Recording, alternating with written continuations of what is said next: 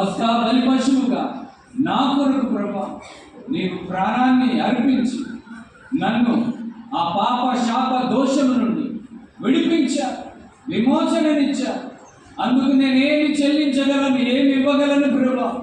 విరిగి నలిగిన నా హృదయాన్ని నన్ను నేను నీకు సమర్పిస్తున్నాను. దయచేసి నీ కృపతో నన్ను నింపండి అని ప్రార్థిద్దాం పిల్లరా. దేవానికి స్తోత్రం. హల్లెలూయా. పిల్లరా, రామశేషు అనుభవంలోనికి మనం మళ్ళీ వెళ్ళకూడదు, వెనక్కి తిరిగి చూడకూడదు. అక్కడ శ్రమే, బాధే, కష్టమే, నష్టమే, దుఃఖమే ఉంది. అక్కడి నుండి మనం విడిపించబడ్డాం. హల్లెలూయా, హల్లెలూయా. యేసు క్రీస్తు ప్రభు లోనికి మనం వచ్చాం.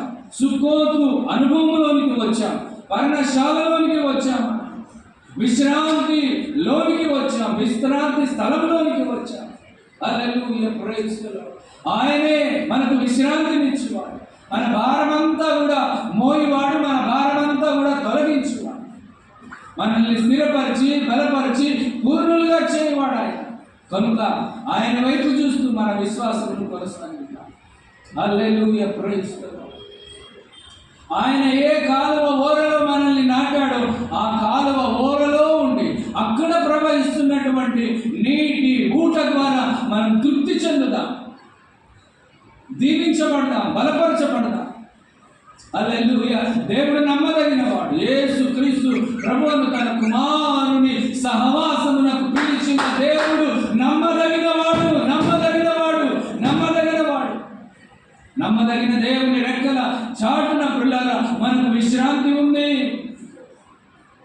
హల్లెలూయా, ప్రైజ్ ది లార్డ్. ఆయనే మనల్ని స్థిరపరచేవాడు, ఆయనే పిల్లరా మనల్ని బలపరిచి నడిపించేవాడు. తన నిత్య మహిమకు కీర్తి కలగడానికి యేసుక్రీస్తు ప్రభువులో